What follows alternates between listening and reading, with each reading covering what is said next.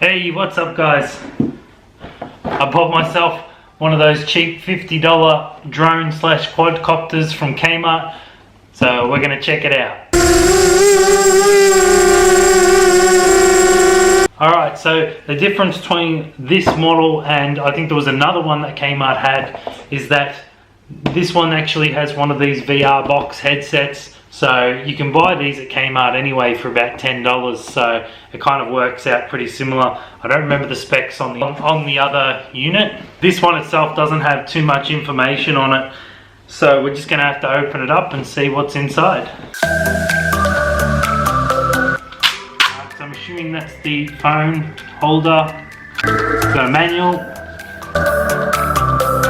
little goggles, our controller, a little bag for, I believe, the charger by the looks of it, the little drone itself. Right, so first off, you can see there looks like this little antenna bit hanging down the bottom. We've got the charger port on the inside, the power button on the top, and it looks like these spots here will light up anyway. So small little landing legs. This might be a little pin camera on the front. And that's really about it.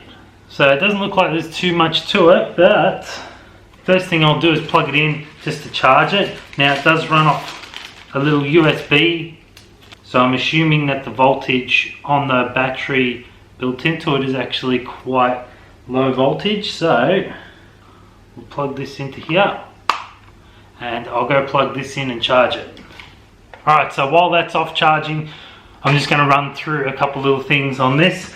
So I went through the instruction manual. Basically, first thing we want to do is open up the back, put the batteries in. So you're going to need a small screwdriver,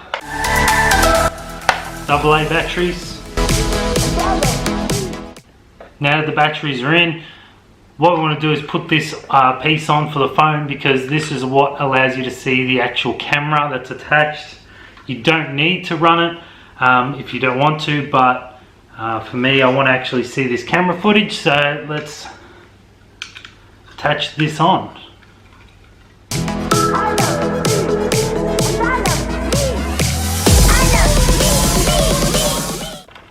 So there we have it, the phone's attached. Now there's a QR code that you can use to actually download the app, so I'm going to do that now. Alright, so here we have the app itself. Now what I want to try and do is see if we can control it direct from this. I don't think it's been connected up yet.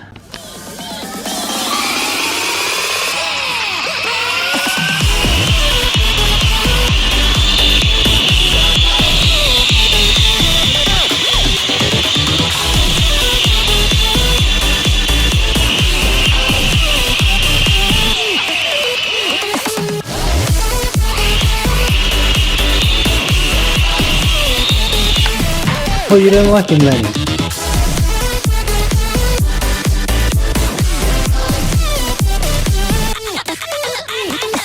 Watch out. Wait.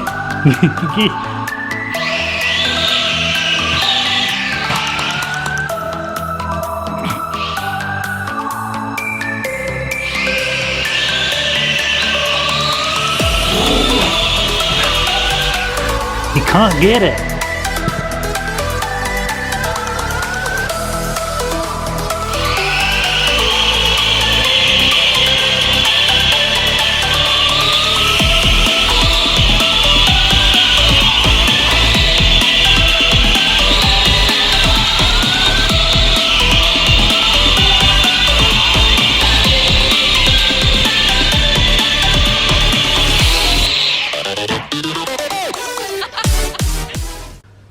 Alright, now I also tried this VR box, which basically, by loading up the actual software, it's just going to show you the same image from the camera, except across those two spots, so that when you put it in this VR box, you'll actually get some type of, I guess, depth perception in it. But I did try it out. The only thing is that the camera itself is actually quite low quality, as you can see by some of the footage of it flying.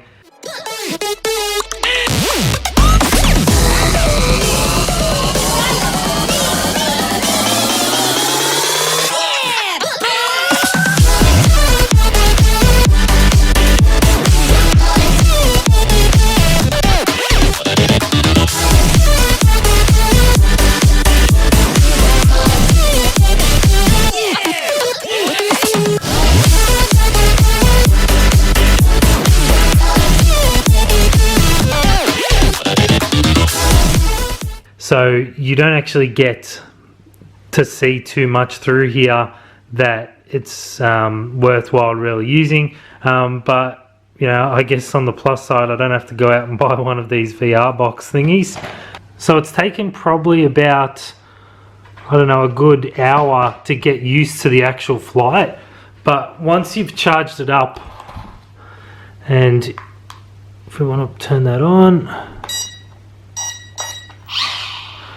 So the only thing is the battery life probably doesn't last that long, but you can't expect too much. It's just a small lithium-ion battery inside there. There's a few little settings on the actual controller. Now the speed, I'm not sure if it's really done that much. This button here doesn't do anything. There's a button over here that doesn't do much either. But up on this side, once you push that, if it's in mid-flight, you can actually get the whole thing to do a flip.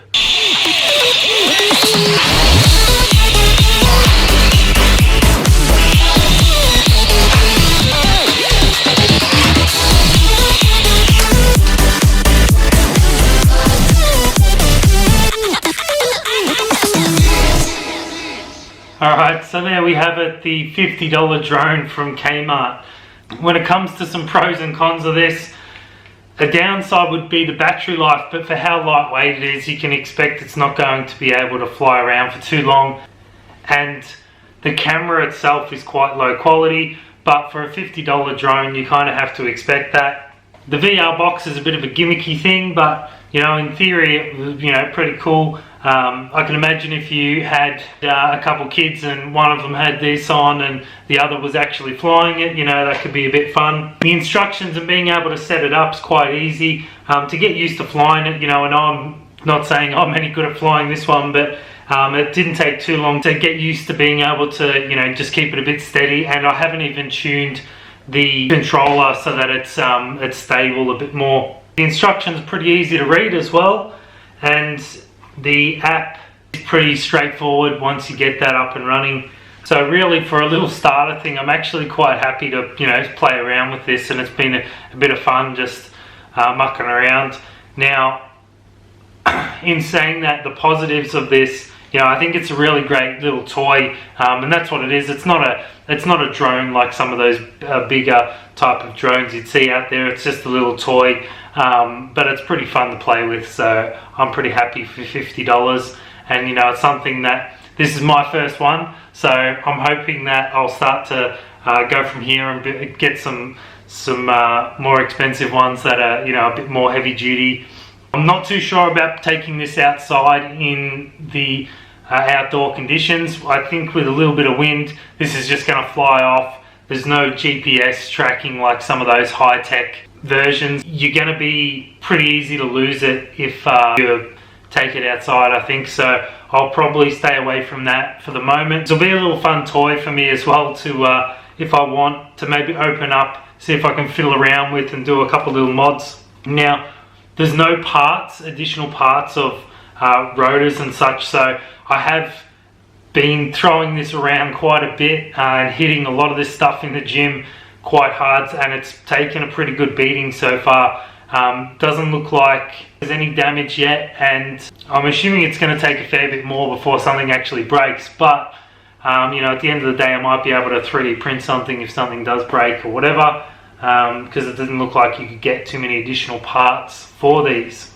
But I'd assume at the price range, if you break it, you can easily just throw it out and buy something else. So I haven't really tested for distance as well, so how far this can get away from the remote. I might try that out another time. If you've got one similar, tell me about it in the comments below.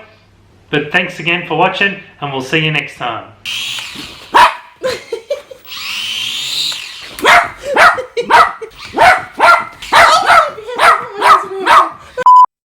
Thanks for watching my video. If you liked it, hit that like button, or you can subscribe by hitting the button up here. Now I've also got a couple more videos up here on this side, and I've also got my cryptocurrency channel over here, so go check that out. But thanks again for watching, and we'll see you next time.